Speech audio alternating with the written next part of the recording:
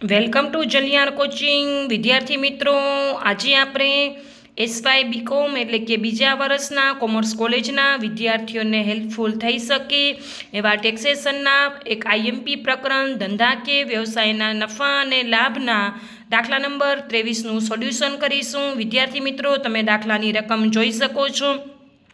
શરૂ સ્ટોક, ખરીદી, પગાર મજૂરી, એવી જ રીતે સૌથી નીચે આપેલ છે ચોખ્ખો નફો, જમા બાજુ વેચાણ, આખર સ્ટોક, શેરનું ડિવિડન્ડ અને પરચુરણ આવકો.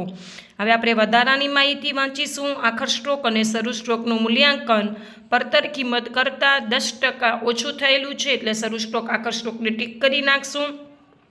માન્ય ઘસારો 17,200 છે, એટલે ઘસારાને ટીક કરી નાખશું. વેચાણની રકમમાં તો વેચાણ ટીક કરી નાખશું. ઘર વપરાશના ખર્ચામાં 20,000 પબ્લિક પ્રોવિડન્ટ ફંડના ફાળાના છે, તો ઘર વપરાશનો ખર્ચો ટીક કરી નાખશું. ઉપરની માહિતી પરથી ધંધાકીય આવકની કરપાત્ર ગણતરી કરો. વિદ્યાર્થી મિત્રો, તમે રકમ જોઈ શકો છો. હવે આપણે દાખલાની શરૂઆત કરીશું. પહેલાં લખશું આપણે નફા નુકસાન ખાતા મુજબનો ચોખ્ખો નફો દાખલામાં આપેલો છે. તમે રકમ પરથી જોઈ શકો છો 16 લાખ રૂપિયા. તો આપણે ચોખ્ખો નફો લખી નાખીશું 16 લાખ રૂપિયા.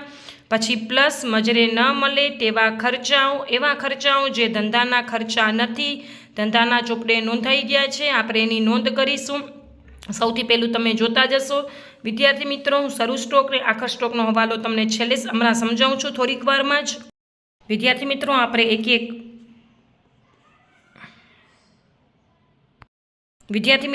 એક એક વિગતો વાંચતા જશું અને દાખલો સોલ્વ કરતા જશું. શરૂ સ્ટોક હું તમને હમણાં સમજાવું છું. ખરીદી કોઈપણ ધંધામાં હોય, પગાર મજૂરી કોઈપણ ધંધામાં હોય, ભાડું અને વેરા કોઈપણ ધંધામાં હોય, કમિશન 21,500 કોઈપણ ધંધામાં હોય, પણ ઘર વપરાશના ખર્ચા એ અંગત ખર્ચા છે.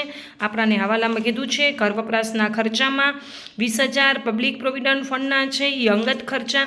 ઘર વપરાશના ખર્ચા અંગત ખર્ચા કહેવાય, એટલે મજરે ન મળે તેવા ખર્ચામાં આપણે લખી નાખીશું 6 લાખ રૂપિયા. પછી આવકવેરો મેં તમને ઘણી વખત સમજાવ્યું છે. મજરે ન મળે તેવા ખર્ચામાં આવકવેરો, કોઈપણ પ્રકારની અનામત, કોઈપણ પ્રકારની કરવેરાની જોગવાઈ બધું લઈ લેવાનું. તો આપણે લખી નાખશું આવકવેરો. પછી દાખલામાં આપેલ છે મૂડી પર વ્યાજ, તો આપણે લખી નાખશું મૂડી પર વ્યાજ. પછી આપેલ છે કાલખાત અનામત, તો લખી નાખશું કાલખાત અનામત. તમે રકમ જોઈ શકો છો વિદ્યાર્થી મિત્રો. પછી તમને દાખલામાં કીધું છે હવાલા નંબર તમે બીજો વાંચો. આવકવેરા મુજબ માન્ય ઘસારો 17,200, એટલે આવકવેરા અધિકારીએ 17,200નો ઘસારો માન્ય રાખ્યો છે. આપણાને દાખલામાં 18,000 રૂપિયા ઘસારો છે, એટલે આપણે વધુ ઘસારો ગણ્યો છે અને એમને ઓછો માન્ય રાખ્યો છે. જો આપણે વધુ ઘસારો ગણ્યો હોય તો મજરે ન મળે તેવા ખર્ચામાં લખવાનું. બંનેનો તફાવત 18,000 પ્લસ 17,200 એટલે 800 રૂપિયા. એટલે આપણે 18,000 ગણ્યો હતો અને માન્ય 17,200 હતો. આપણે વધુ ગણ્યું હતું, તેથી મજરે ન મળે તેવા ખર્ચામાં, અને જો આપણે ઓછું ગણ્યું હોત તો મજરે મળે તેવા ખર્ચામાં આવશે. ખાસ નોટ ડાઉન કરજો વિદ્યાર્થી મિત્રો. પછી કાલખાત મિલકત પર ઘસારો થઈ ગયો, ચોખ્ખો નફો આપણે લખી નાખ્યો. હવે હું તમને હવાલો સમજાવું છું. એમ તમને હવાલામાં કીધું હતું, પહેલા નંબરનો હવાલો વાંચજો. શરૂ સ્ટોક અને આખર સ્ટોકનું મૂલ્યાંકન પડતર કરતાં 10% ઓછું થયેલું છે. તમને આખર સ્ટોક કેટલો આપેલો છે? 1,80,000. હવે ધારો કે આખર સ્ટોક તમારો 100 છે, 100માંથી 10% ઓછા કરીએ. જેટલા કીધું હોય, ઓછું કીધું હોય તો માઇનસ કરવાનું, વધુ કીધું હોય તો પ્લસ કરવાનું. 100માંથી 10% ઓછા કરીએ એટલે આખર સ્ટોક મળે 90. હવે ત્રિરાશિ મૂકીએ, 90 એ 100, તો 1,80,000 એ કેટલા? એટલે તમારો ખરેખર આખર સ્ટોક થઈ જશે 2 લાખ.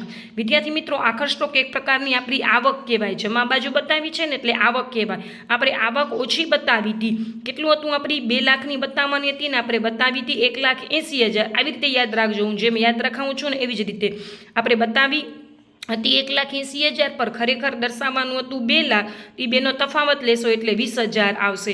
હવે આપણે આવક ઓછી બતાવીને નફો ઘટાડ્યો હતો. આપણે આવક ઓછી બતાવી તો ખરેખર નફો ઘટે ને. આવક ઓછી બતાવીને નફો ઘટાડ્યો હતો. હવે આપણે વધારવાનું, એટલે ઉમેરોમાં લખવાનું આખર સ્ટોક 2 લાખ માઇનસ 1,80,000 એટલે 20,000. એટલે મજરે ન મળે તેવા ખર્ચાનો સરવાળો કરશો તો 8,36,300 આવશે. હવે તમારે લખવાનું મજરે ન મળે તેવી આવકો એમાં સૌથી પહેલાં શરૂ સ્ટોક. હવે તમને શરૂ સ્ટોકે બતાવી દઉં. આપણને કીધું હતું આખર સ્ટોક અને શરૂ સ્ટોક 10% ઓછું, તો 100માંથી 10 જાય એટલે શરૂ સ્ટોક બતાવ્યો છે 90. હવે આપણે ત્રિરાશિ મૂકવાની. 90 એ શરૂ સ્ટોક 100, તો 90,000 એ કેટલા, એટલે શરૂ સ્ટોક આવી જશે 1 લાખ.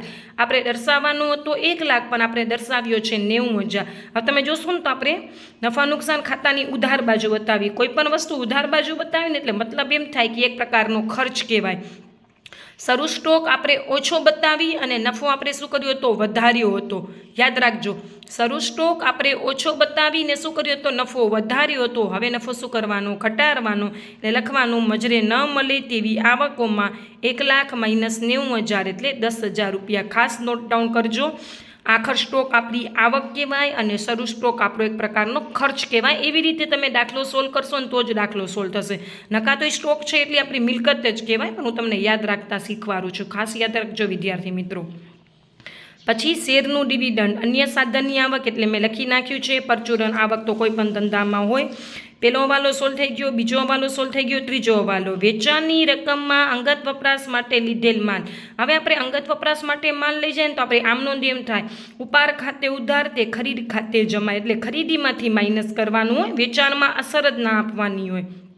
પણ વેચાણમાં અંગત વપરાશ માટે જેટલો માલ લઈ ગયા હતા એનો સમાવેશ થઈ જાય છે, એટલે વેચાણમાં સમાઈ ગયા છે, એટલે આપણું વેચાણ એટલું ઓછું બતાવવાનું છે.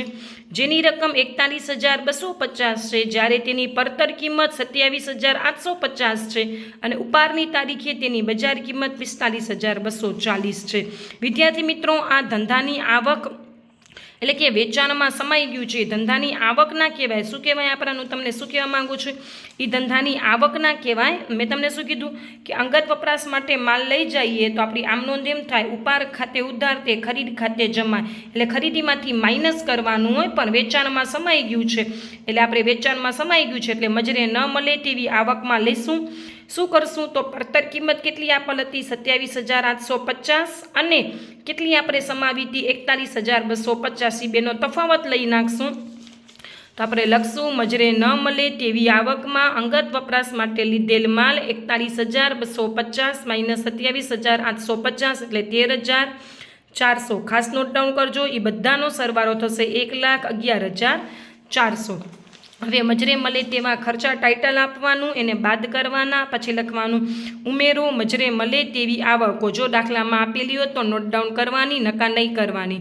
હવે આપણે શું કરવાનું, નફા નુકસાન ખાતા મુજબના નફામાં નફો આપેલ હતો 16 લાખ, એમાં 8,36,300 પ્લસ કરવાના અને 1,11,400 માઇનસ કરવાનું.